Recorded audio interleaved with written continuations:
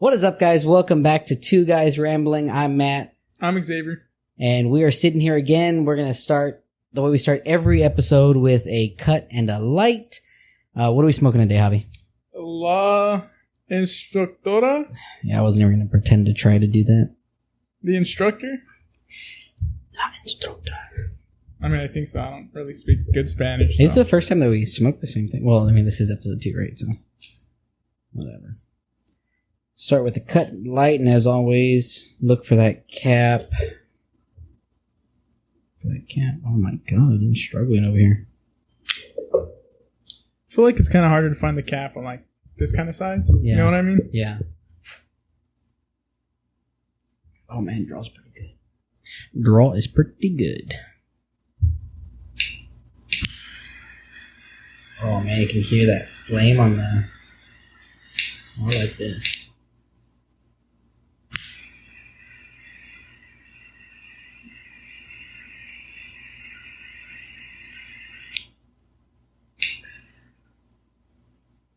So how long has it been since you've had this one? Because I think I've only had this one once. At club, right? Yeah. I think that was the only time I had it too. And I think that was the last time I had it, to be honest with you. Same. This one's been sitting in like one of my Boveda bags. Oh yeah? How do you like the Boveda bags? Honestly, they're pretty solid if like you travel around with cigars a lot. I mean, of course the Cigars are going to be like way better. Javi's a gypsy. Yeah, 100%. I travel around with like, 50 to 60 cigars at a time. Literally. It's a whole duffel bag full of cigars. Gypsy's not derogatory, right? Oh god, it's not, is it? Oh man, here we go. Episode 2, canceled. Literally carries around all of his cigars all the time. Not all of them, don't rob me. I think it's all the time. Most of the time. It's pretty good so far, though. I mean, after just one puff, I don't know if I can even say it's good. Yeah, no, that's... and that's what I've always heard, too. Like, I've always had a bad habit of, like, man, this cigar is so good. And I just lit the damn thing. That happened yesterday with... yesterday we smoked... Casa... man, I can't remember it. I don't... Casa M, but it was like... It was a mouth cigar. The perfect size for your mouth because it was in an oval shape instead of like a circular shape. And Zach kept calling it it's mouth rolled. Mouth rolled. That was that was a shocker for me at how good it was because I didn't expect it to be that good. Honestly. And that's kind of going to take us what we're going to talk about today when we talk about cigars. Never to judge. Like, this is really an industry where you cannot judge it. Like, don't judge it by the book. Don't judge it by the cover kind of thing. You know what I mean? Because you never know when you're going to... Because even last night when I saw it, I was like, maybe. Yeah, same. Until I sat down, lit it, and smoked it. And it was, amazing. I only smoked it because you were like, oh, you should try that one. And yeah. I was like, because I sat there and I smoked it.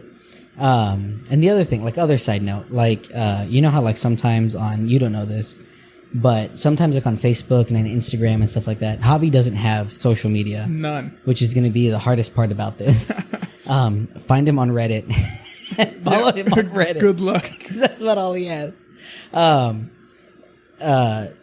They have, like, these things where it's like, oh, like, if you called somebody and they said this, like, you'd win $1 million. And I always see one, it's like, if you needed somebody to show up late, you'd win $1 million. Who would it be?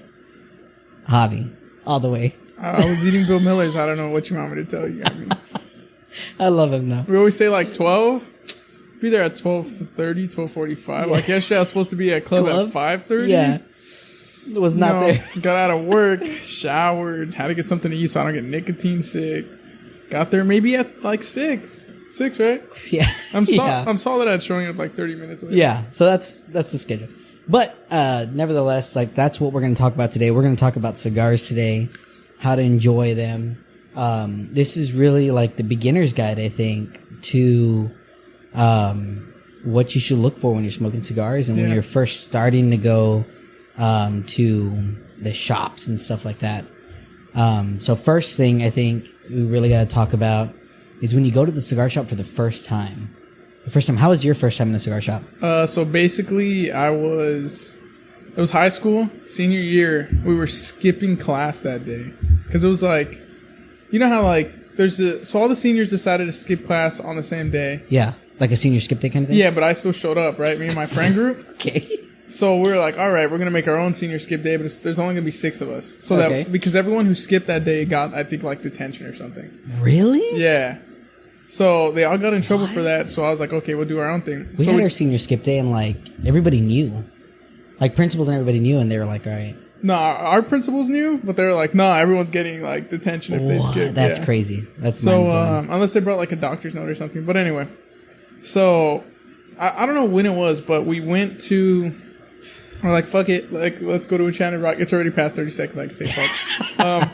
We're like, let's just go to Enchanted Rock. Yeah. And so it was me, Josh, Ricardo, Justin, Garza, Brandon, and I was like, you know what? Like, I'm interested in cigars because my friend Garza, he would always steal. Well, not always, but he stole. He stole like from his dad's humidor cigars, and he would smoke them here and there. And he's the one who kind of like talked me into trying out cigars. So I was like, might as well. But I did my research. I knew exactly what I wanted. So we go into Club Humidor as soon as they open. And back then they used to open like at 9 a.m. Yeah. So we went in there. I was scared out of my mind. New experience. Didn't know what to expect. Didn't know if they'd just let me walk into the humidor. Didn't know if I had to talk to someone or what.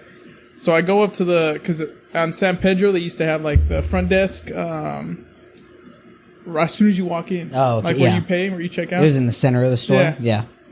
Go up to the guy there. It's me and Josh because nobody else wanted to come in. And we go up, talk to him, and we're like, hey, it's our first time. Can you like walk us through it? Can you help us out? Can you recommend some stuff, right?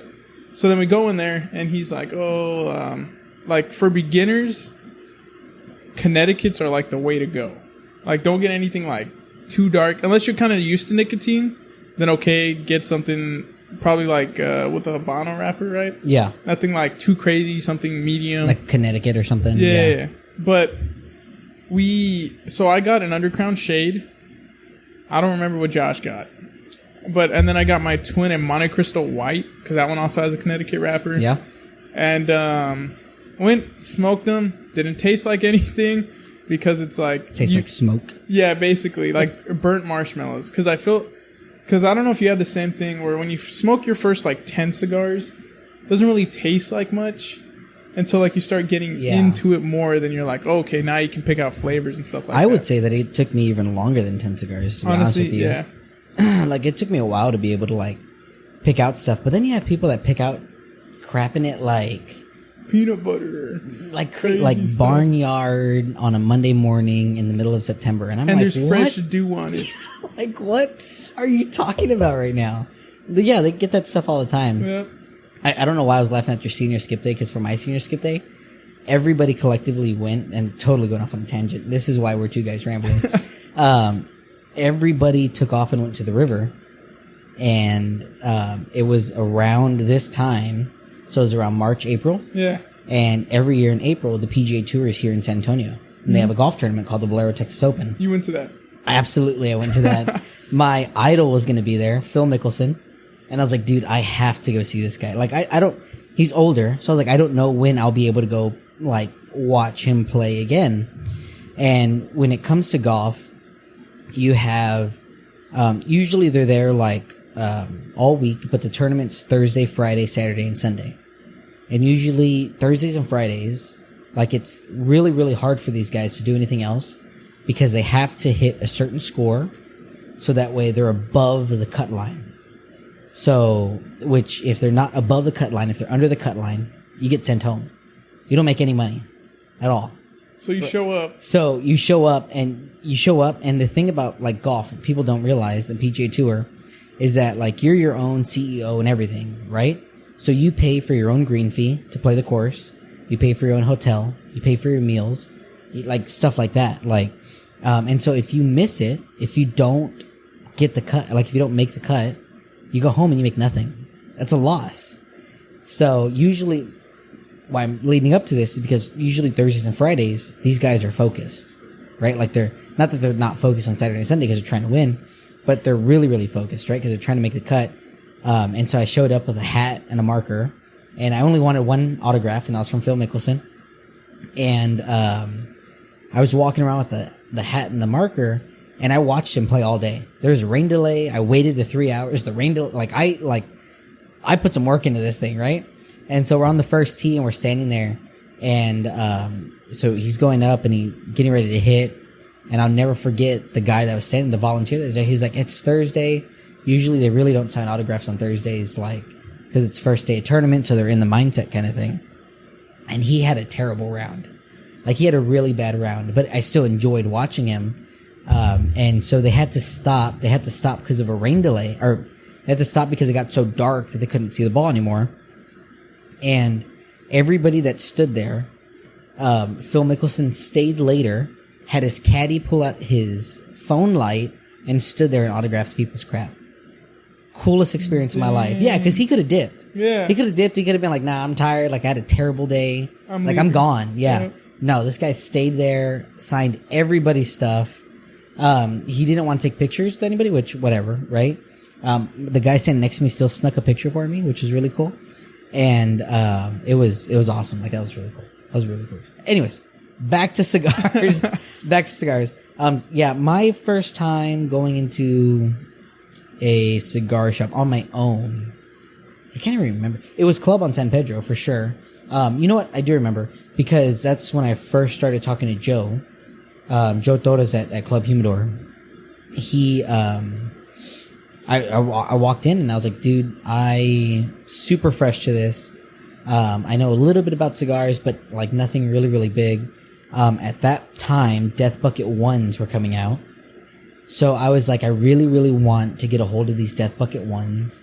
And it was around you and Brandon's birthday. Yeah, because you gave me like 6. Yeah, because I bought 2 packs. I bought a pack for me, and then I split y'all's pack for both of y'all, so that way y'all would get them. And so I was like, dude, like, I really want to try these. He's like, yeah, that's good, but we can get you some good regular stuff that we have in, and you can come in and, of course, show me Tatuaje and stuff like that, which I fell in love with. But I think that's part of, going to the cigar shop for the first time, is finding people and people that work there that are going to help you out. Yeah. But they're not going to help you out unless you're regular. Yeah, 100%. You know what I mean? Yep. Like, here in San Antonio, we have so many cigar shops now. It is crazy. Yeah, Fink's, Cigars International, Club Humidor. What's Gabe's called? Cigar Point. Cigar Point. You got 4-9. You've got Redland Cigars. And Elite Cigars. Elite Cigars, yeah, by the Dominion. Like, I think, oh no, there's, another guy who's, EJ Brown. He's starting a cigar shop called EJ Brown. Another one. And then Fink's is opening up. Like, there are cigar shops everywhere. Yeah. And I think it's so important for you to find a place where, cause you want to go into the cigar shop and smoke sometimes. Yeah. Like, you want to enjoy it. But I think what makes a really good cigar shop a really good cigar shop is who works there. Yep. 100%. For sure. Because you'll notice that a lot of cigar shops will sell the same stuff unless you're Gabe at Cigar Point. Cause Gabe has some good stuff, like some really good stuff, and it's all boutique brands, like really boutique brands, like crap you've never heard of. But like, he has a good selection. And like the guys, like we always talk about the guys at San Pedro, but it's because they're such a good group of guys. Like, when you go to a cigar shop and you're sitting there and a tall guy in a baseball cap with a button-down shirt and usually khakis comes and sits down with you. You have no idea who this guy is. You're talking to him, and you're having a great time talking to him, and he's super cool, super friendly. And then you find out it's the owner of Club Humidor. It's Keith Rumbo. Like to have that kind of atmosphere where you're able to do that, I think is so cool. 100%. Where the owner of the shop will come and just chill with you, and knowing that he has that many shops around. You know what I mean? I think that's really, really cool. And you always got to go and like fill out the workers there, because you're not always going to vibe with the people that work there, of course. So you got to find one where like, okay, yeah, these people are pretty cool. They're really nice to me when I first came in. Like, I'm going to probably go there. If they have a lounge, like smoke there, because most of the time rules are with lounges is as long as you buy a cigar there, you can smoke there. Yeah. It's normally like you can't bring your own stuff into smoking lounge unless you're paying like a membership, or unless you're like a regular where it's like, well, I bought these from here like 5 months ago and I'm gonna smoke them here. I think we'll do a video on cigar etiquette too. Yeah, and I think what goes into that, you never want to go to a cigar shop and not buy something, right? Like, you want to go in, like, these guys are working there. That's their job. They might be really, really cool to hang around with and talk and shoot the bull, right? Like, do all that stuff. But you have to, like, make it, like, if they're your buddies, right? Like, we consider Joe, Zach, our buddies. Like, you still support your buddies. Yeah, you want to make sure. You know what I mean? Like, you want to make sure everybody's eating, you know, kind of thing. So, you want to make sure that they're all going and working and making money and stuff like that. So you go and you help your buddies out. You know what I mean? You go and you buy a couple cigars or whatever. Like I said, all these boxes on this wall, like every single box is from the guys there. Mm-hmm. You know what I mean? Like, I think that's the only place Joe I've or ever Zach. Joe or always. Zach. And it's because it's such a good culture to be around. It's not toxic in any sort of way. But it's a great crowd to be around. It's super fun. And we talked about this last night, is like when we were getting ready to leave, we were like, oh my God, it's 8 already. Like, cause time goes by so quick. Yeah. When you're just sitting there hanging out, chilling out, having a good time. And I think that's part of it. Finding a good cigar shop that you can go around, that you can go and like purchase stuff from them and be happy that you purchased from them. Look forward to going to the cigar shop. You know what I mean? And you enjoy going over there and kind of like shooting the crap with them. Like, I think it's important. Like, there are days where me and Matt will go at noon and we won't leave till they close. Like, we'll go, smoke one cigar. All right, let's go get something to eat. Leave, eat, come back, smoke another one. And then like, oh, next thing you know, it's 8 o'clock and they're closed. Time to leave. Literally. Like, it's, and you can only do that when you have that good of a cigar culture in the room. When you have guys that it's you enjoy spending your time with. I value my time. I feel like you can't do that at places like, let's say like Cigars International. No. You can't do that at like chains, really. Like, no. Finks, do they even have a lounge? I think, I don't know if the one on Broadway does. Well, I think they have an outside area. But you never see the workers themselves smoking. Yeah. Not really. Like, the guys at Club Humidor, they're allowed to smoke while working, and it's always good because then you can ask them like, oh, what are you smoking? Yeah. Do you recommend that? Like, is it good? And then you can find like new brands that way by talking just to the workers and seeing like kind of filling out what they like and then comparing it to what you like. Like last night. Like last night, that cigar we smoked last night that I cannot remember the name of. I have a picture of it. It was so good. Like stuff like that. Like, I think that's really important.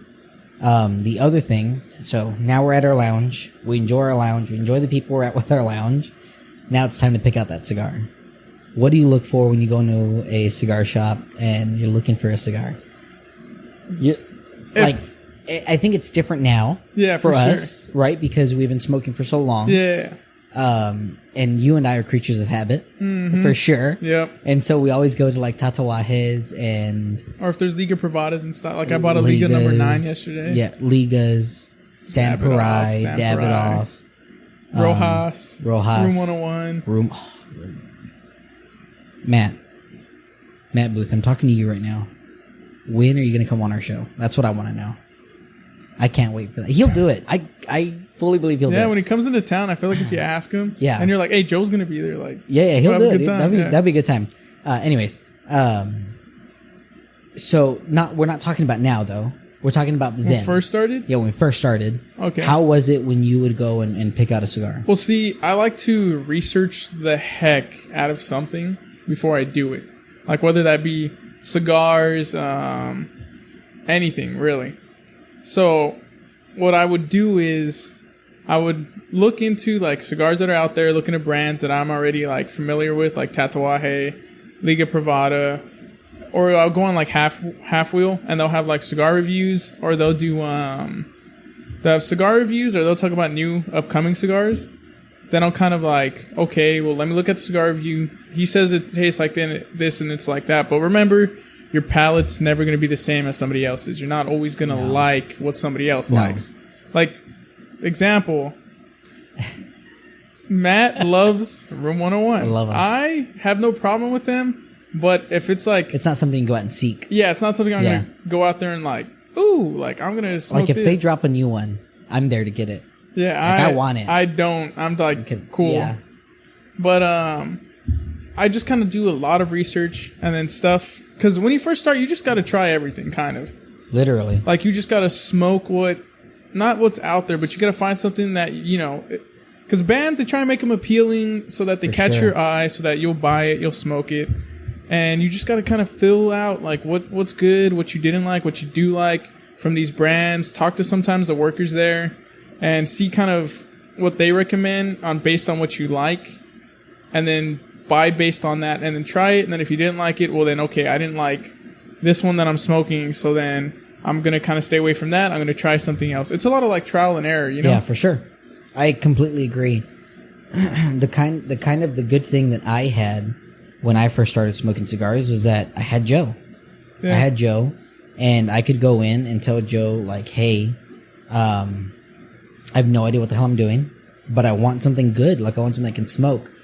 The thing I liked about Joe, and the thing I like about the guys at Club, is that I don't have to worry about going in and say, hey, I want to smoke something good.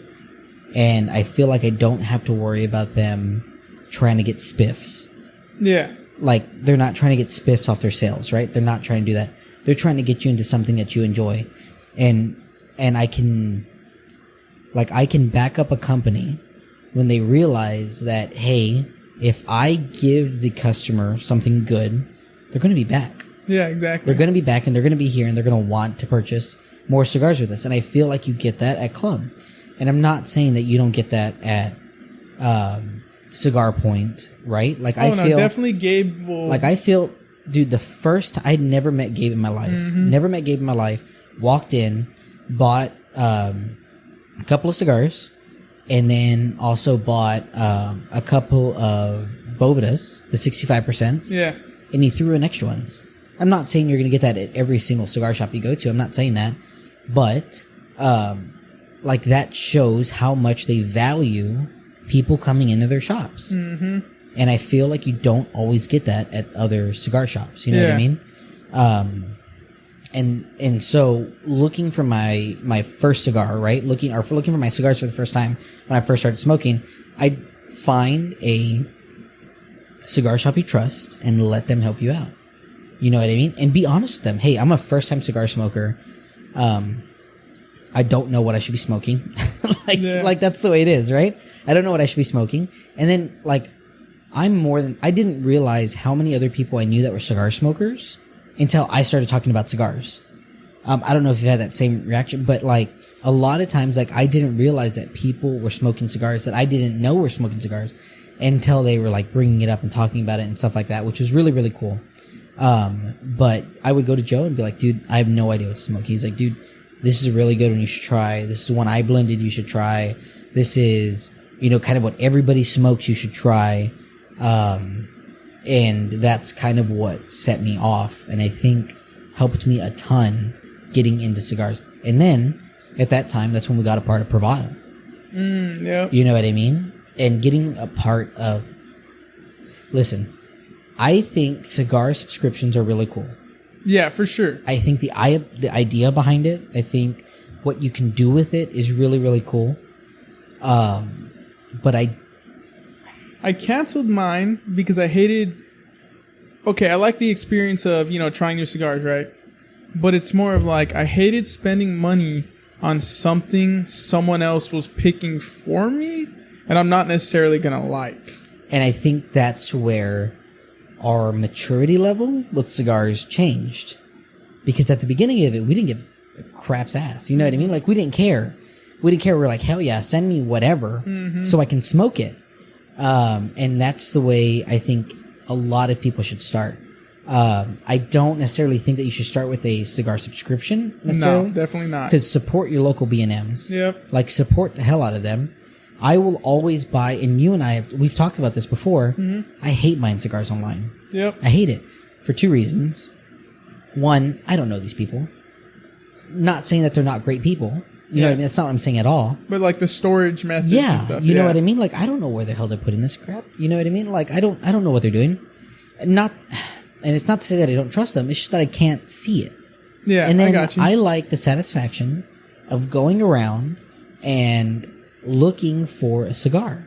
Like, I enjoy like walking into a humidor and just looking around. You get to talk to the guys there. Like, you get to do all that stuff. That's not something you can do online. You know what I mean? Not at all. And so that's why, like, join a cigar subscription. I haven't been a part of Pravada. I mean, we probably haven't been a part of Pravada like 2 years. 2 years? Yeah. Probably been 2 years now. I don't know what kind of stuff they're putting out. Nope. You know what I mean? But, like, that's not to say, like, don't reach out to them and don't try to get a part of them. I know that sometimes that they're pretty limited in, like, what they can get in terms of memberships. But, and the other thing is, get a part of a cigar subscription that you can get behind. You know what I mean? That you can get behind, you can support and stuff like that. I think that's a really, really big thing too. And I think that helps when you're trying to find that first cigar and really what you like. You know what I mean? When you're feeling it out and stuff. I think is super important. All right. So we picked out our club. We picked out our first cigar. And now we got to talk about probably our cigar accessories, right? How are we going to cut? How are we going to light this thing? Like, what are we going to do? Dang, I wish I would have brought my V cutter in here to give like an example. I don't. Oh well. The average cut that people are going to pick are the guillotines. Mm-hmm. Like almost, you can buy cheap guillotines, but the reason I'm going to recommend, and I'm pretty sure Matt will back me up here, for straying away from cheap guillotines is because both sides move. You do not want that. You're not going to have an even cut. You know what I mean? Yeah. And when you're a beginner, you're not going to know how to get just the cap. You're probably going to absolutely destroy that cap. Off with their heads. Yeah, basically. And then your cigar is going to unravel, and you're not going to have a good time. Like, you're not going to have a good time. And that's why, like this one right here looks very simple. It's a Zycar. Only one side moves. Zycars are like razor sharp. Yeah. And then which one do you have over there? This one's I actually bust this out because this is the first cigar cutter I bought. I got that was like one that I spent a little bit of money on. Yeah. And even at that, I want to say it was like $40. Wasn't even that expensive. It's a Calibri. And you push this little button down, pops both sides, and cut kind of I think honestly, this one was a gift from my dad. Actually, I just stole it from him. It wasn't even a gift. But anyway, is the Zycar. This one's only $30, I believe. It's not too expensive. It gets the job done really well. Yeah, I think that's super important to talk about too, because you can buy. You good? Yeah. Is it stuck now? We'll worry about that later. Nah, it's good. You can buy good cigar accessories for not too expensive. You don't have to go buy a $200, $300 DuPont when you first start smoking cigars. Yeah. Not saying you shouldn't. Yeah, at some point. Because if you can buy a DuPont, you can buy a good DuPont, lighter. Yeah. Buy a DuPont. You can buy a Zycar. Buy a Zycar. Like Matt's got your Michael. Do you have it? I don't have it on me. Okay, well he got. Who makes the Michael? That is, I think it's Ellie Blue. That's another solid brand. DuPont's a solid brand. Yeah, well, I don't know if they're solid brands because they're above the average. Yeah, because that's like, what, a $200 lighter? Yeah. Yeah, like this right here, it's a Vertigo Cyclone. I buy these in 3-packs from Amazon. They're only like $18. And I've literally been at the river, handed this to someone to light their cigar. They drop it into the water. I pick it up, dry it off. Still works. Still lights. God, that's ridiculous. So, like, you don't have to go and spend crazy money on, like, accessories. You can find something that works, stick with it, and spend that extra money that you saved on, like, more cigars. Yeah, for sure. And, like, this one, this is a Jetline. Kind of like the same thing as Vertigo. Oh, yeah. But this was like a $12 lighter. $12 butane lighter. Is that a triple torque? Yep. See, I like triples because they kind of get like the cover more surface. They cover more surface. For sure. There's quads, but I think the quads are a little too much. The single flame, when I first started smoking, I bought, what did I buy? It was a Zycar. Was it a Zycar? It was like one of those racing type of ones where it was like blue or something, right? Yeah. And then I lost it. So I had to go buy another lighter, and I wanted a cheap Zycar, like the cheapest Zycar I could buy, and I think it was like $30 or something like that. But it was a single flame, and I had the hardest time lighting anything with that single flame. Mm-hmm. Single flames are really, really good for touch-ups. Yeah. Absolutely. Really good for touch-ups. Not so good when it comes to lighting a cigar. And then I went from this one to that one. Can you hand me that one? This is my baby though. Like, I love my Michael one. Yeah, Matt got me one of those. I did. I love the Michael. I got you one that didn't work. Oh yeah, and then we had to send it back. Y'all can't see this, but it's a butane lighter, but it's a soft flame. It's like a torch soft flame, yeah, it's a torch soft flame. And doesn't go, like, it's wind resistant still. Awesome thing about butane lighters is that you can blow on them all day. You can go in wind and you'll be totally fine with using them. You won't get that when it comes to like a regular soft flame lighter. You won't get that at all.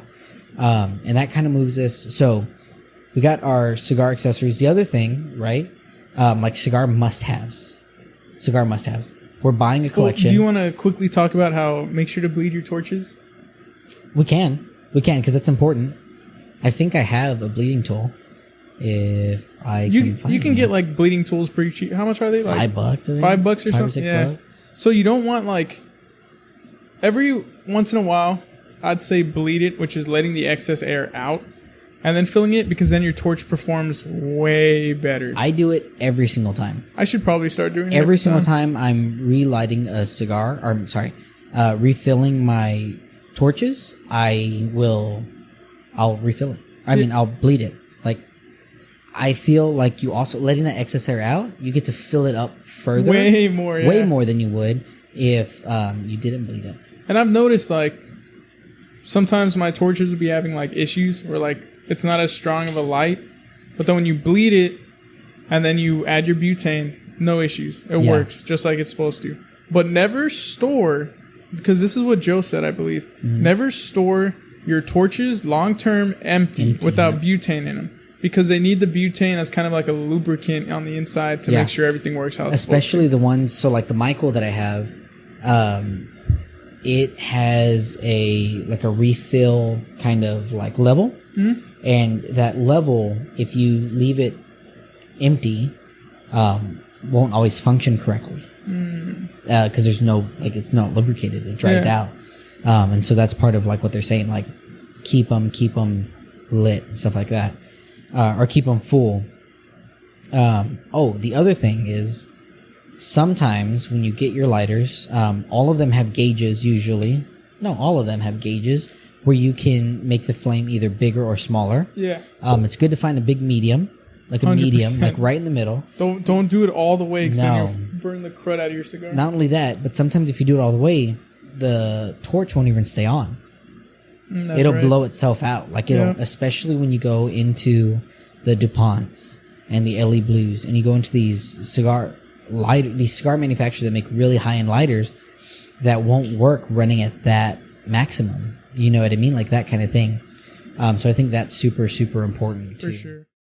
We know about bleeding our lighters. We know about buying good cutters. We know about how to pick our first cigar, how to go to our first cigar shop. Did we really should we give like good cutter brands though? Oh yeah.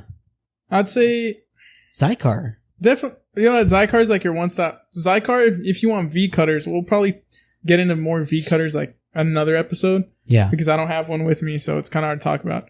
But a very good V cutter brand is Colibri. Yeah. Like the Zycar, I have a Zycar and I have a Colibri. Zycar doesn't cut as deep as a Colibri. That's what she said. I mean, yeah.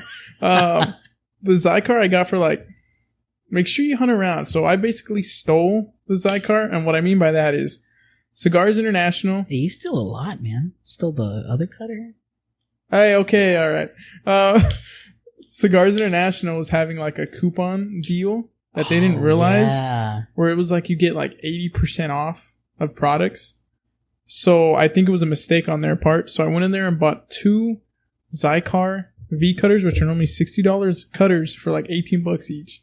God, they don't cut that deep though, so I mean, yeah, it is what it is. It is. Calibri, for being my first cigar cutter, I've never had a problem with it. No, they're razor sharp. Yeah, I've never had a problem with it. Really good brand. They're a little bit cheaper than they're cheaper in price, not cheaper in material, I don't think. Yeah, I got you. I think there definitely is a difference between Zycar though. Yes. I'm a Zycar slut. Shoot, if you're not, like, you need or travel humidors, the Zycar makes probably the best travel humidor. Sure. Yeah. Like, I have a 15 count and 2 10 counts. I should probably like just get another 15, but they are solid. Get the suitcase thing. You can literally go. It's basically like a little Pelican case for your cigars. Like, you can abuse the crud out of the box. The box is waterproof. Allegedly, it has a rubber seal. Not going to test it because I don't want to. Yeah. And all you need to do is just, well, that'll get us into our next topic of like cigar storage. Yeah. But I guess we'll get into that right now and then we'll kind of double back. Yeah, I think that's super important though, getting a good, and like I said, the Vertigo lighters are really, really good. When you're ready, when you know this is a hobby you can stay with, yep. Right? Like, you're going to stick to it. Then you can go in and you can buy your Zycar cutters and your lighters or your Calibri cutters, or then even go into your DuPonts and your LE Blues and stuff like that. Yeah, the Ping, the $1,000 Ping, DuPont? yeah, the $1,500. Oh, $1,500 lighter. One day. Honestly. I want one so bad, dude. I want one just so I can like bing it on. Just bing it every time. So yeah, like Javi said, our next thing, right, in those cigar, like must-haves, the cigar accessories, storage, right? We go in, we found our shop working a regular. We found our guy. We know what cigars we like smoking now. Now we want to keep a little collection at home. Let's start by talking about this, about the way we started. We started with wooden humidors. Yep, which is a mistake. Because they look good.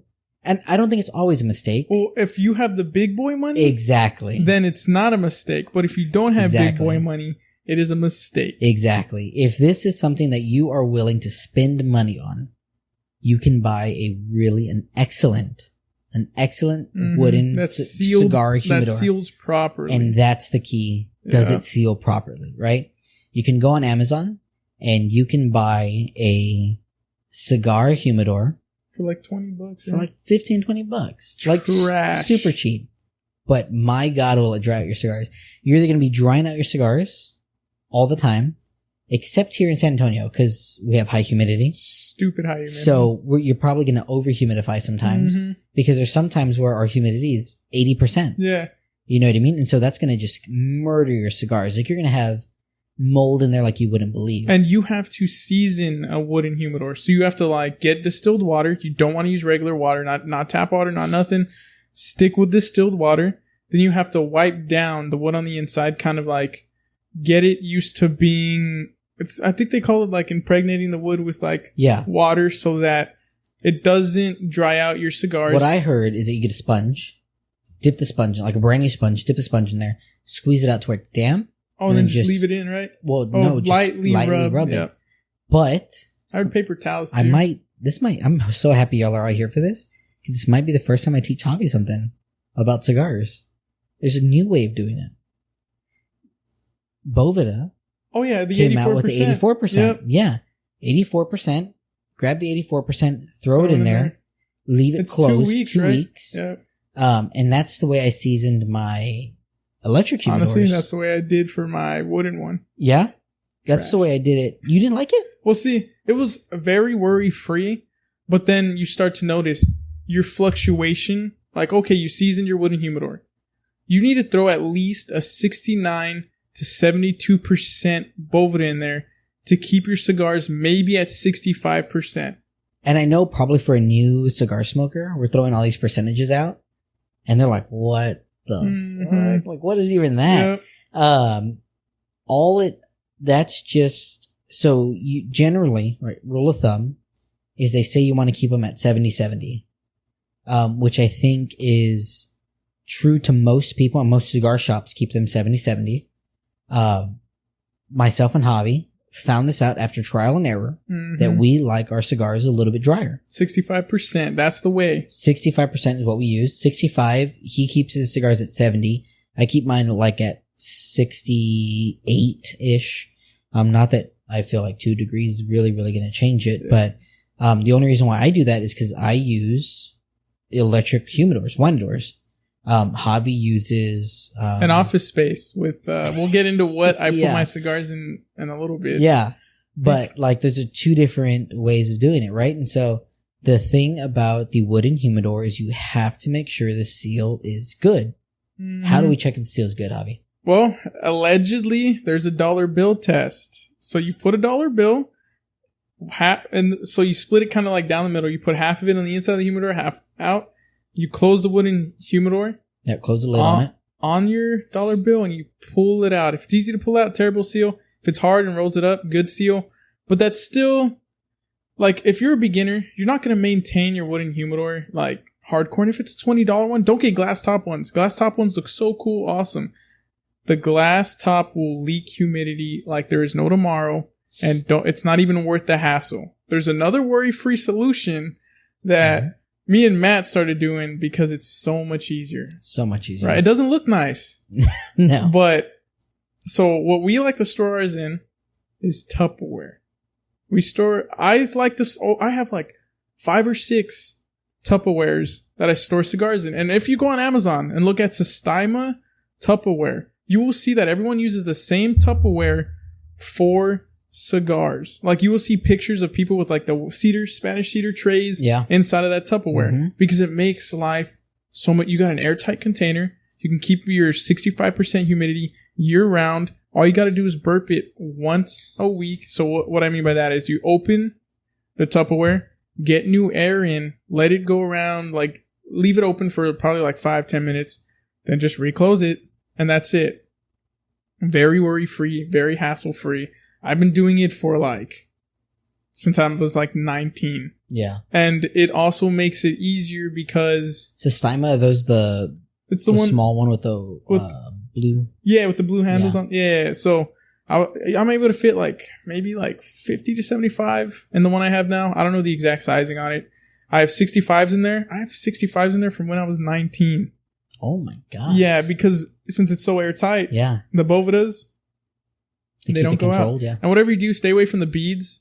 Some guys, for some reason, think, let me wet a sponge and leave it with my cigars. No, don't do that. Yeah, don't do that. Get Bovedas. They're very worry-free. Yeah, the thing about Boveda is that if the humidity is too high, it'll reabsorb it. It'll bring in the humidity and only make sure that there is 65% or 69% or 72%, whatever percentage you're using. You know what I mean? That's the important part about it, that it'll bring in humidity when you don't need it, right? Exactly. And I think that's part of the reason why. So I started out the same way, the same blue handle, Tupperware. Yeah, exactly. Tupperware, and everything. And then I upgraded and I got the bin. I got this a massive bin. I think it was a 45 quart bin. And had 300 cigars in there? Probably had 300 cigars in there. And I absolutely loved it. Absolutely loved it. I no longer live at the apartment. The nice thing about the apartment is I had central AC. Central AC allowed me to keep that kind of stuff in there, where I could, do that, where I could have the temperature exactly. The only thing that's wrong with Tupperware is there's no way to control humidity. There's no way. You know what I mean?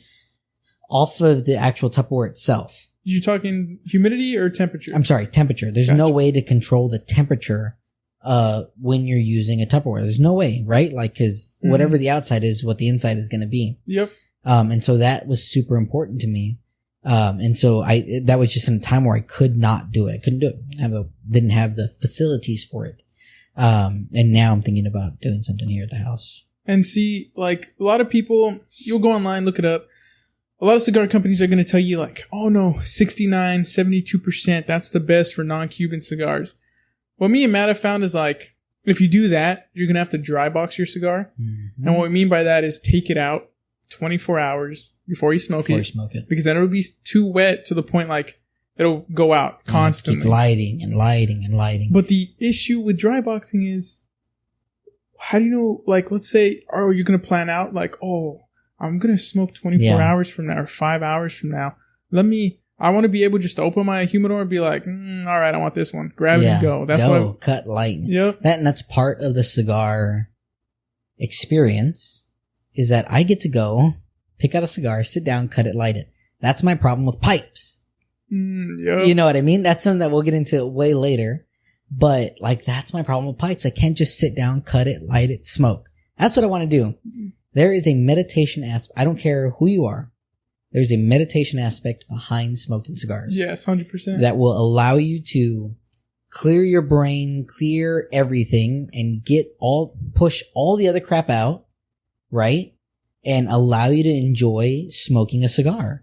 And I would hate to have my cigars over-humidified, not allowing me to do that, and I have to wait to dry box it. Like, I don't want to put up with that crap. I don't want to put up with that. I want to just grab, go. Exactly. You know, and that's my kind of thing. So I agree with you. You know what I mean? And that's the other thing too. It's like, don't be afraid to experiment with different humidities. Mm-hmm. There is a low point where you will dry out cigars if you go too low. Don't go past 62%. Yeah, I wouldn't. I wouldn't. The only thing I have 62% on are my Cubans. They're H. Upmann half Coronas because I had them at 65 and then they grew mold, and it's not plume. Mold is not plume. Plume is mold. Mold is plume. All right. Like, yeah, there was Cigars of Habanos. It's a company in Australia. They're giving anyone who can give them a cigar with real plume on it $10,000. You have to send it in. They look at it under a microscope, and they have, I believe, scientists compare it to mold and stuff. They have not been able to find a single cigar with actual plume. Everyone keeps saying these cigars with mold, oh, it's plume. I've been in the industry. No. So I'm calling it a myth because what I've heard is that in the cigar industry, you know how if there's a damaged product, you can send it back? Yeah. Well, plume and high humidity, which is mold grows on cigars because it's high humidity and if the temperature is high also, right? Sure. So the whole theory is that they made up the plume myth to kind of get people, oh, these cigars are moldy as heck. Well, no, they're fine. That's just plume. You know how good that cigar is going to taste? Yeah. You're smoking mold. Like, if you can wipe it off, fine, right? But if it's on the foot, if you want to smoke mold. Yeah. It's just a lot of, like, these humidors. Like, if you walk into a brick and mortar and you see a lot of the cigars with mold and you buy some, do not put that inside of your humidor with you ashed on yourself. Of course I ashed on myself. Do not put it wouldn't be me, Zach, Joe. Let it be known. I don't just do it at a club. I do it everywhere. Even at home. Even these other places, like what they'll do is, as I was saying, hold on, let me get back on track. Do not put it into the general population of your cigars if you have cigars with mold, because that'll spread it to all the other ones. And you don't want that. Like, so with my Cubans, what happened was I was keeping them at 65%. What they've come to notice, you can look it up. Cubans like to be at a lower humidity because they grow mold for some reason at like 69, 65%. And a lot of Cubans, everyone's like, oh, Cubans are awesome. They're amazing. But they have quality control issues. You're going to have tight cigars. You're going to have cigars that don't burn correct. Well, that could also be a humidity issue. But then they tend to grow mold. Like, tobacco beetles because they don't flash freeze them, and that's another issue we're going to get into. Yeah. It's just there's a lot of issues with a lot of high heat, high humidity. It's just going to ruin your experience, ruin your time, because you're going to grow mold, then there's beetles. So whatever you do, if you go to a humidor and there's moldy cigars, and let's just say they're in one side of the humidor, fine. You can get from like the other side or whatever. But do not put moldy cigars with the rest of your cigars, because then it'll just spread. Like, that's just how it goes. If I went into a humidor and I saw moldy cigars, I don't know if I would purchase. You know what I mean? Especially if you tell them and they hit you with, no, that's just plume. Like, you can look at it. You can go home and look it up yourself. We're not going to say the name. Okay. But there is a very well-known cigar shop in a very well-known gambling area that pulled that on you? They've done it 2 times. 2 times? Twice? I didn't know they did it no, twice. They did it to my dad when he went, and then they did it to me. I kind of... No. I'm not going to say who, but it's in an area in Nevada, and a lot of people go there from all over, and my experience was, I went in there, grabbed... You're only allowed a certain amount a day. I mean, that should tell you if you're into cigars. I grabbed which ones I wanted, but I inspect them before I buy them, because when my dad brought me some cigars from that place, 2 of them had mold on the foot. So what I did was I cut about like half an inch away from that, maybe less than half an inch, until I couldn't see mold anymore. Then I was like, all right, I don't want this in my general population. I'm just going to smoke it. I know what I said. Don't smoke mold. Pretty sure I didn't smoke mold because I cut out where the mold was, but the issue is, when I was there, I looked at it and saw that it had mold in the foot. And I was like, okay, can I get another one? And the guy was like, oh no, that's just Plume. Just Plume, yeah. That's just Plume. Like, it's a world-renowned place. Like, people go there from all over the world. No, that's just Plume. It just means it's going to taste good. And that hasn't stopped us from shopping there. No. Because we still shop every time we go. Yeah, because where else are you going to get those? Yeah, right? Like, and don't get me wrong. The cigars are great. Yeah. I love them. I love the cigars. It's just a humidity issue. For a humidor that size, they have it so humid in such a dry area. Yep. Like, it's so, like, yeah, that really stresses me out. But like we still purchase it. We still buy cigars from there. I just treat those cigars with a little more caution when I bring them back. Oh yeah, for sure. Those are some that I dry box. Smart. I dry box before I put them into my general population of cigars, because I'm worried about putting mold in there. It terrifies me on something that I spent so much money on, so much of my time. Yeah. Like, I don't want, the last thing I want is for them to get ruined. And you're going to run into issues at brick and mortars where some of those guys are going to talk down to you because they're going to think you don't know what you're talking about. Like that guy, when I told him like, no, this is mold. And he was like, no, it's Plume and it's going to taste amazing when you light it up. There's no arguing with him. Like, it's just like, okay, cool, whatever, dude. So I just went, cut it. You kept going. And then I was like, all right, since this one has mold, I'm going to smoke it right here. Yeah. So I just be cautious when you're buying and look at them, look for holes. Because another thing, another issue is beetles. Tobacco beetles. Well, a lot of non-Cuban cigars, no, you're not going to have issues because before they ship them out of the country. Not always. Most of the time. I think they said like 90% of the companies do it. But not. It's still a possibility. Yeah. Like, I mean, everything's a possibility, right? But like, it's still a possibility to get beetles. Yeah. They flash freeze them before they ship them out to kill any eggs or larvae that are inside of your cigars. Yeah. And after they flash freeze them, most of the time you're good to go. Yeah. But with Cubans, they have terrible quality control issues. It's already been known that they don't flash freeze them because Cuban cigars are in such high demand that unlike what we're smoking, this probably sat fermenting, aging for a while. Cubans, they're rolling them, shipping them out. Like they don't really, of course they let them sit until they fermented correctly, but they're not letting them age the same way other companies do. That's why you see how people are like, oh, this is Monte Cristo number 2. It'll be good in another 5 years. I'm going to let it sit. Why am I going to wait 5 years to smoke something? I want to smoke this now. Yeah, I want it now. Like, I'm not going to, maybe if you give it another 10 years, it'll really dry up the cocoa flavor. Like, you hear that all the time from a lot of people, like personalities on YouTube and stuff, and it's so annoying. Yeah. No, I agree. And my thing is like, you can still get Cuban cigars. Not saying necessarily in the States, but you can still go places, like if you're traveling and stuff like that, you can still purchase Cuban cigars, right? So you can get them in the States. It's just, you gotta, I know. You gotta dancing around pray to God that customs doesn't seize your package. Cause sometimes they'll seize them, they'll send you a letter and they're like, hey, call this number and come get your package. Don't do that. All right. You're importing something that's kind of illegal.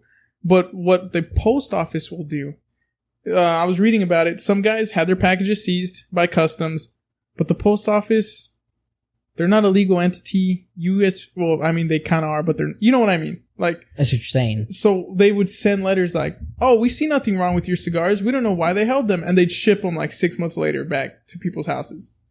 Oh, Lord. Yeah, and those guys were like, well, even though they're a little dry now, they had Boveda ship with them. If you go through certain cigar websites, I'm not going to name drop them Yeah, we won't yet. name drop those here. Yet. Oh, no. I mean, please, bellhop. Canceled. Please. Yeah. No. Right? But if you buy from, I mean, what was that guy's name? Cigar Obsession? They're able to send him Cubans. Send us some Cubans. You know what I'm saying? We'll name drop you as much as you want. Yeah, send us. Yeah, we'll name all the name drops. But, so basically, people were getting shipped their cigars, but if they don't get seized, you're good. You're golden. Yeah. Like I got the H. Upmann. I got a box. My wife's mom bought me a box of H. Upmann half Coronas before the price increase. I think she paid $125 for the full 25 count box. I think I have like 16 left still. Jesus. They are good. Best like short little cigar. Didn't get seized by customs. I was able to get Cuban shipped straight to my house. Like you can still do it. You're playing the gambit though. Yeah. Some websites, what they'll do is if your package gets seized, they'll ship you out another one. They guarantee delivery. Yeah. But you just got to see which websites offer that. I mean, with that being said though, like, I don't think that, I'm trying to think like, how to say it? Or well, like, I don't think Cubans are all that. Honestly, they're not. like you can go to a B&M and pick out a phenomenal cigar. Like, how long did it go until we tried Placencia and we were like, what the fuck? Like, this is so good. Probably took what, like it took us forever. Yeah, it probably literally took us years. Like, I would buy a box of Placencia. Yeah, for sure. That's a box purchase. And talking to my tight ass, who does hardly, I say that. Hardly buys a box. And then you look at the wall. And it's like, yeah, okay, dude. But like, I don't like generally buying cigar boxes unless it's something I really like. Yeah. Something that I think I can smoke this a few times and do that. Tatuaje. Placencia. For sure. San Parai. Room 101. Room 101, because I bought Room 101 boxes. Like, those are some of the cigar, that I would purchase in a bundle. I love, like the Ligas. I don't know if I ever buy a box of Ligas. I would, because right now, for some reason, our brick and mortar, they're having a hard time getting them. Yeah. No, I agree. And prices keep going up, like inflation, all that fun stuff. Seriously. I used to be able to, back in my day, that Tatuaje used to cost $10. Now it's $15. That's $15, see? Yeah. So, we talked about Tupperdoor. We talked about wooden humidors. We touched a little bit on winadors, I think. Yeah. Winador, simple thing, right? It's a wine cooler. But it's thermoelectric. Exactly. That's the big key. It's thermoelectric. So it doesn't pull air out, right? If you get like your regular standard fridge or whatever, all those fridges pull air out. So every time it pulls air out to cool down, you're going to get that drop in humidity. You get a drop in humidity. Like, there's no way around it. And so that's one thing you don't want to do. So they're thermoelectric. They don't do that, where it pulls the air out. I love mine. I love them. Yeah. In a place where I've got window units, I don't have central AC, so I don't get to keep everything at one temperature.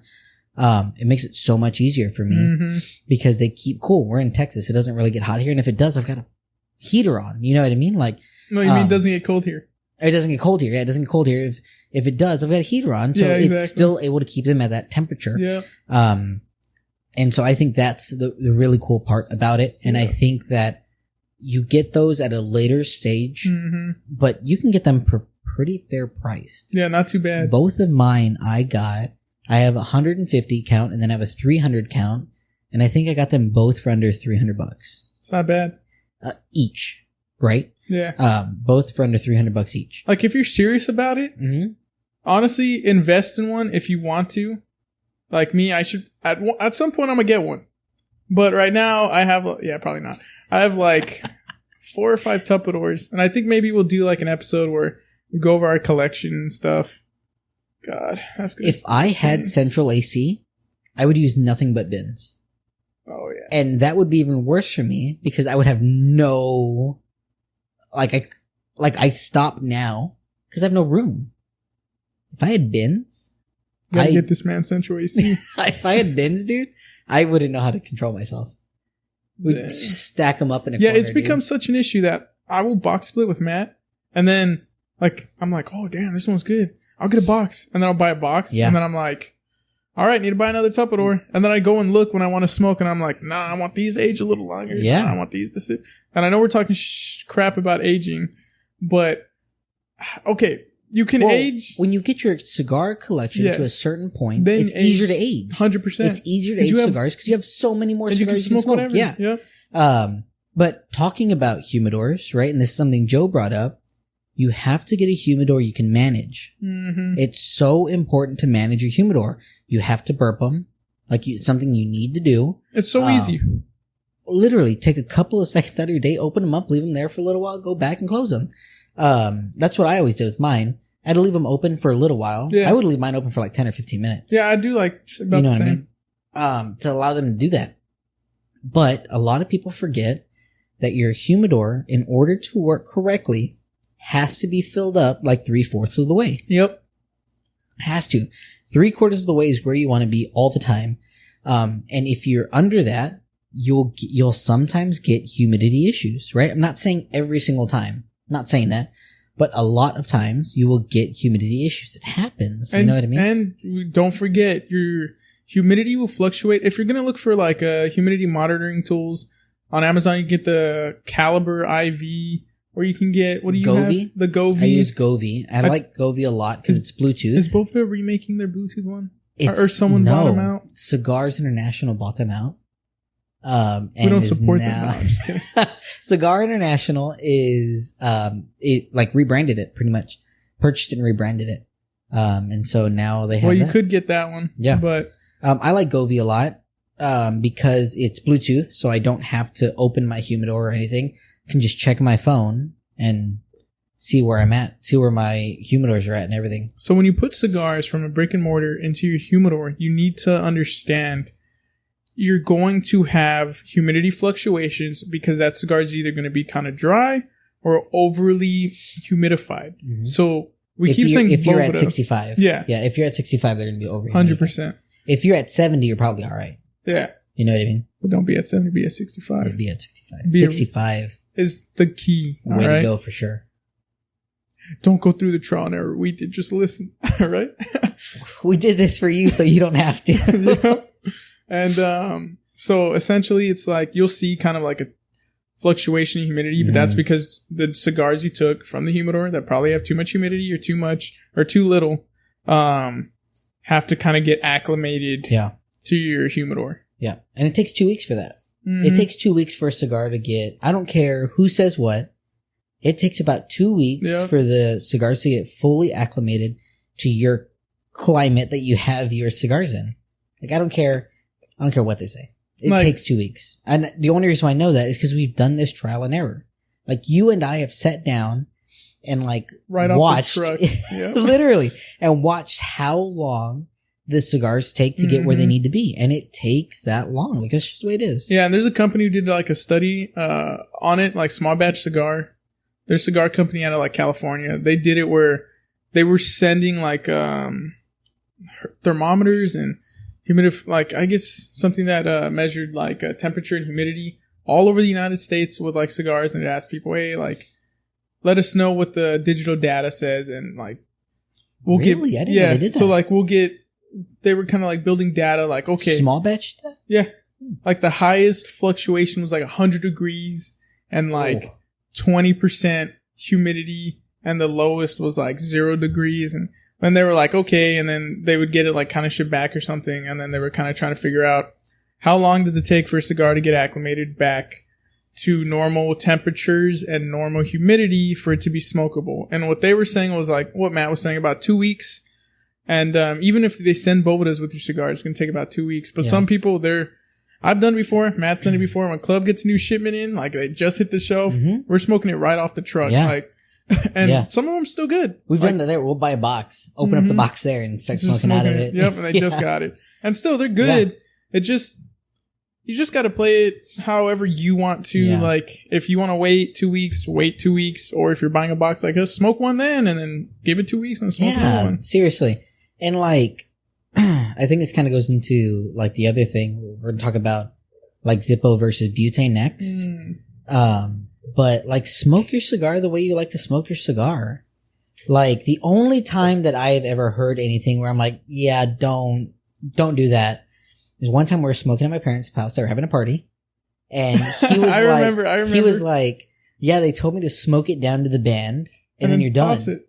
And I was like, who told you that? Yeah, like, there's a lot of like in the gun community, there's something called Fud lore. Yeah. Which is like the old timers, the boomers. I like revolvers, okay, Javi? All right? They look nice. All right. The Fud lore, where it's like, like, all you need is a pump action shotgun. And all you need to do is hit him with bird shot. Like, okay. Hit him with bird shot. That's all Fud lore. And you're going to notice in like, even in the cigar community, you're going to have the old timers who are stuck in their ways, who think it's supposed to be a certain way when there's now data to back up that they're wrong. But they don't, they want to live in the past, but the future is now, old man. Future is now. So you're going to have people who give you like, especially old timers, like kind of weird information where you're like, oh, okay, I'll follow that. But always be open. If someone tells you different, think about kind of like, okay, this person told me this person told me that. Go and do your own research. Look into it. Trial and error. 100%. Trial and error. Like me and Matt, let me see if you have it on this table. Which one is it?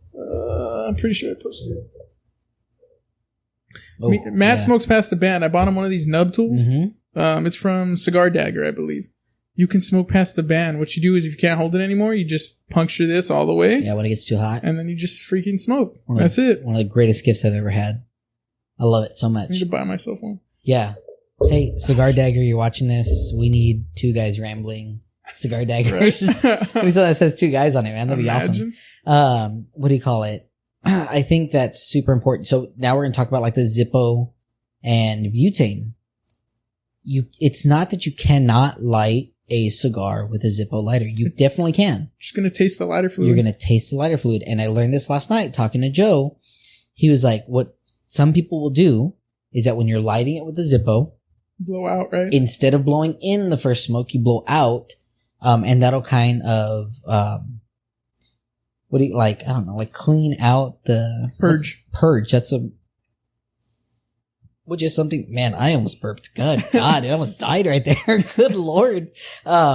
Which is something that I do, with my cigars, even with my butane lighter. Sometimes when I get to a certain point, we'll get to this way down later on the road, is purge my cigar when I'm smoking. When you get that bitter flavor toward the end, I'll purge it sometimes. And depending on the shape, you'll get like a tar buildup, especially in torpedoes. It's disgusting. It's the worst. You'll touch it, and there'll be like black tar on your fingers. Maybe like we'll smoke a cigar one of these days where it's doing that, and then we'll show.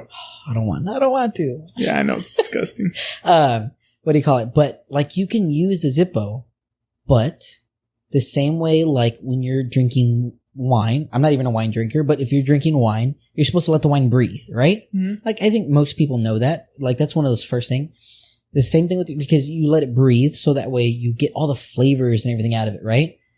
Kind of like the same thing when it comes to like whiskey.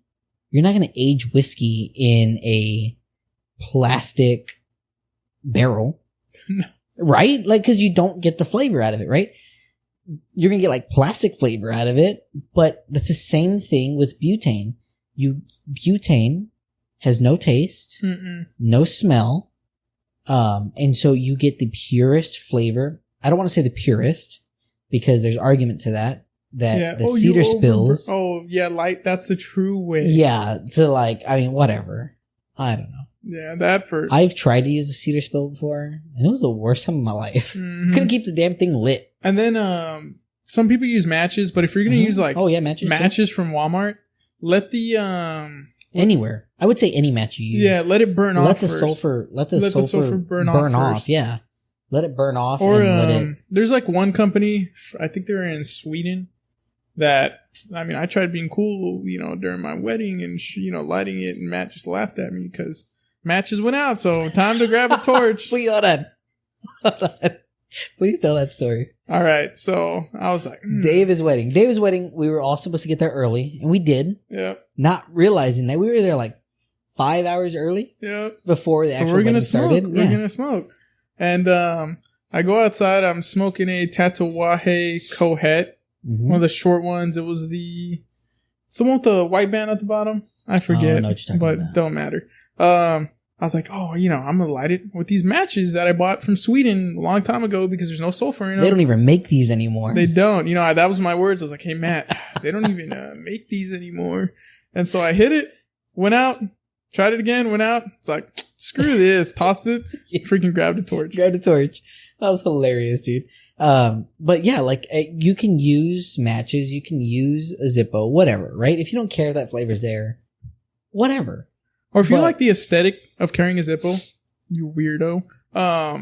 You should I have one. Yeah, I know, but you don't carry it around. I don't all the time. Hey, bro, watch it. Anyway, right, I just shamed a bunch of Zippo carriers. You literally, good job, Javi. So you can get a butane insert for your Zippo that makes it a torch. Some guys rock that.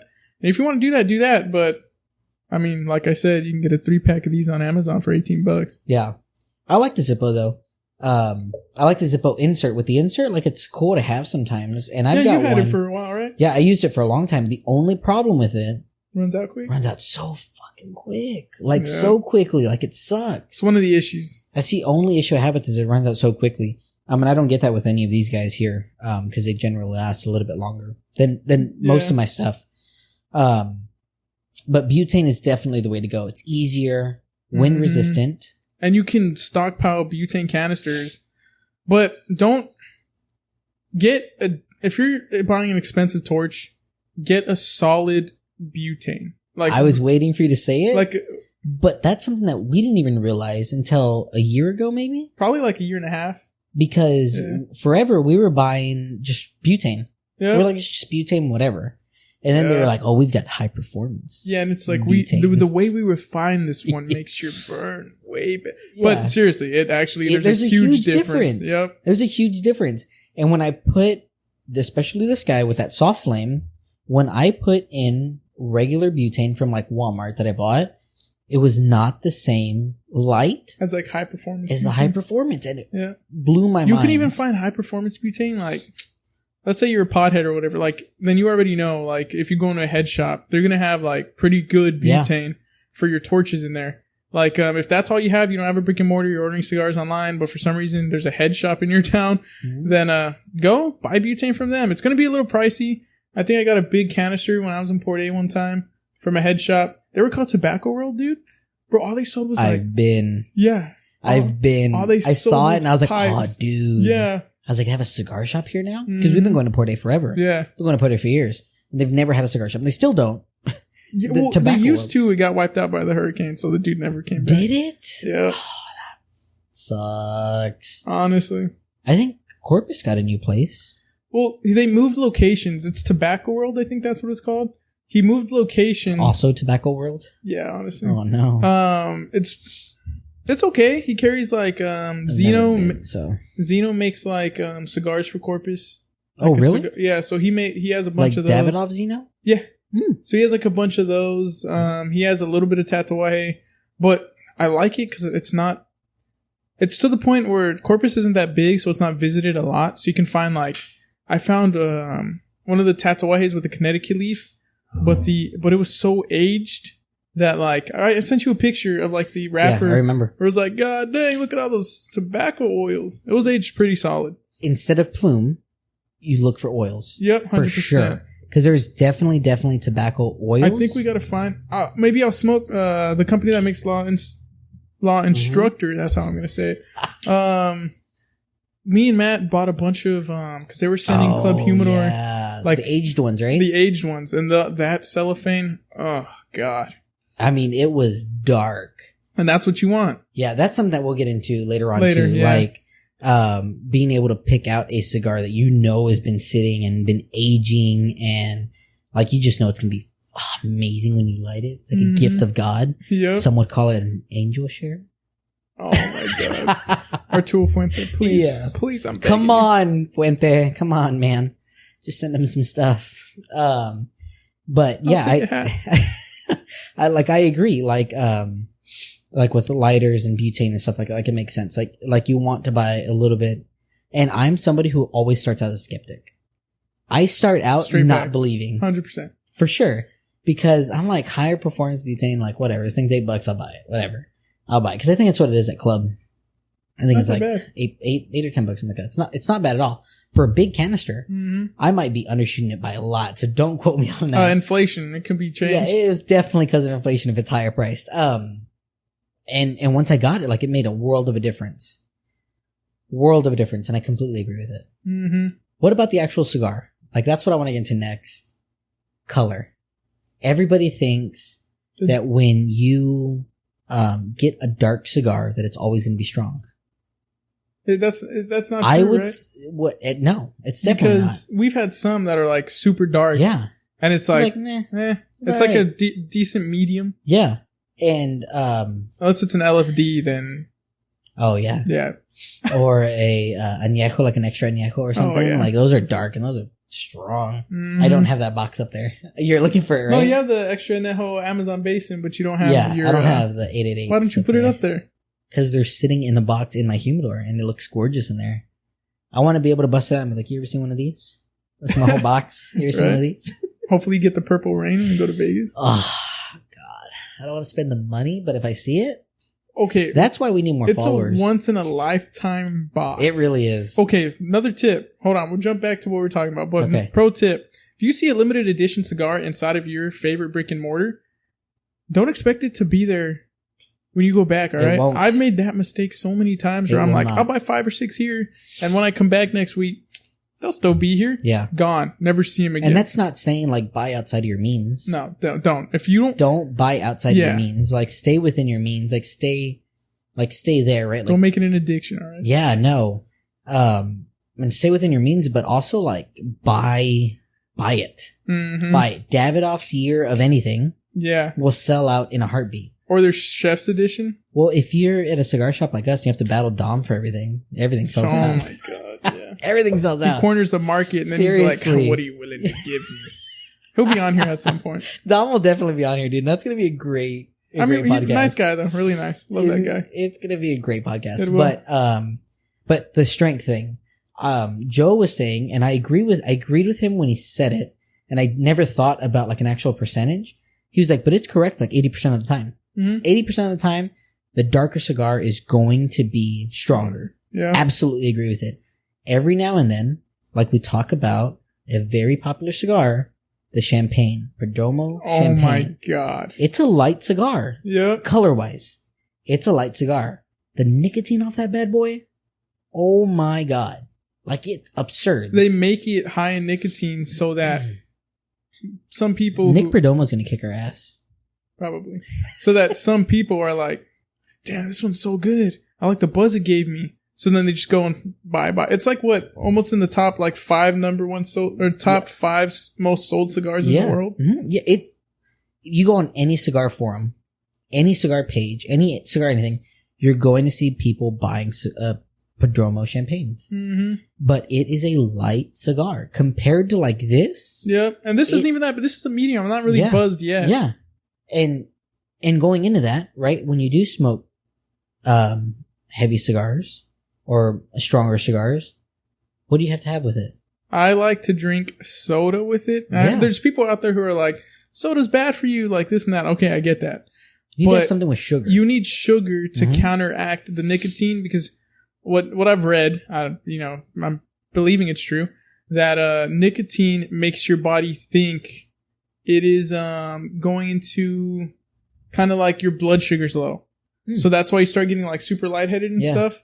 So that's what nicotine does, and that's why they say have something sugary so that you're kind of counteracting the nicotine. Some people just drink straight water. Matt does it here and there. I do, yeah. And if you drink straight water, like you can also like the water will help kind of dilute the nicotine. Yeah. But what works for us quick. All right, guys. So after checking the video that we just did, we realized that my phone filled up with too much storage and didn't have enough room.